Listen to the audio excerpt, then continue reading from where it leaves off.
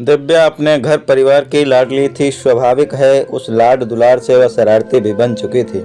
हमारे मोहल्ले के लगभग सभी परिचितों के घर में आंटी चाचियों के खूब बीच मस्ती करती थी। मानो वह शरारत की देवी बनकर अवतरित हुई थी। उसकी दिनचर्या मौज मस्ती तक सीमित थी। सबकी लाडली दिव्या अभी 14 वर्ष की हो चली थी, मगर पढ़ने लिखने से उसकी सदा ही नहीं बनती थी। घर में उसके सबसे सच्चे मित्र दादाजी ही थे। जो कुछ पढ़ा सीखा वो दादाजी की बातें ही थी। जो उसे एक बात की बहुत चिढ़ थी वह थी शादी की बात, मगर दादाजी को यही बात बहुत भाती थी। वे अक्सर दिव्या के सामने शादी की बात करते थे, जिससे वह इतनी नाराज हो जाती कि उसके आज ही फेरे हैं।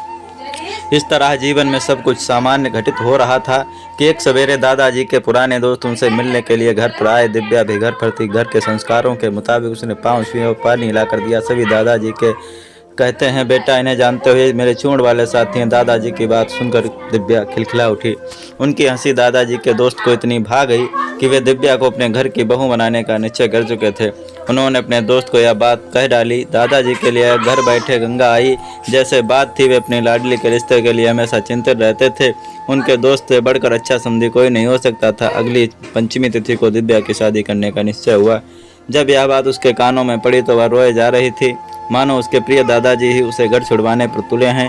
इन सब की आस घर वालों को भी थी। दिव्या में भी इतनी समझ तो थी कि शादी का मतलब अपने घर को छोड़कर सदैव के लिए पति के घर रहना पड़ेगा। इस तरह दोनों की शादी बड़े धूमधाम से हुई। शादी के बाद पति पत्नी पहली बार मिले और अगले दिन दिव्या के पिता बेटे को लेने आ गए। इस तरह गृहस्थी जीवन चलता रहा। दिव्या कभी अपने ससुराल तो कभी मायके आती जाती और जिंदगी चल रही थी।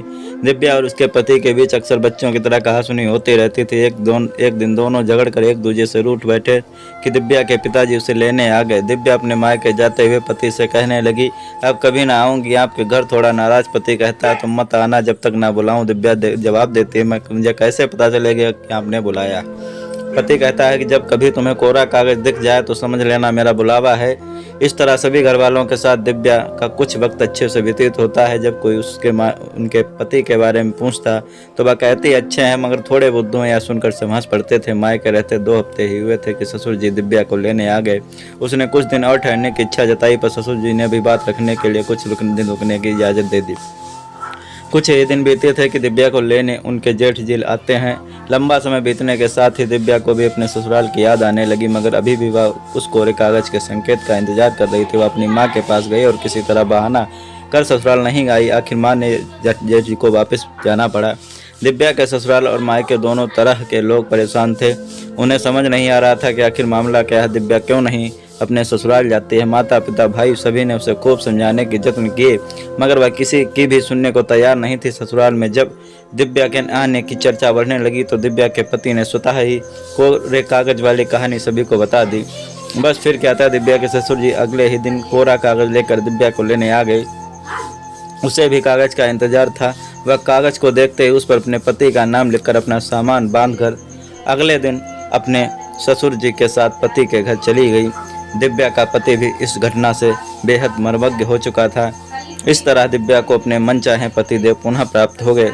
दोनों ने मिलकर खूब बातें की। आज भी वे खुशी से जीवन व्यतीत करते हैं। जब कभी उनके बीच कागज का जिक्र आता है तो दोनों के चेहरे पर एक हल्की मुस्कान अवश्य आ जाती है। बाकी दोस्तों, ये वीडियो आपको कैसा लगा कमेंट बॉक्स में ज़रूर बताना। धन्यवाद।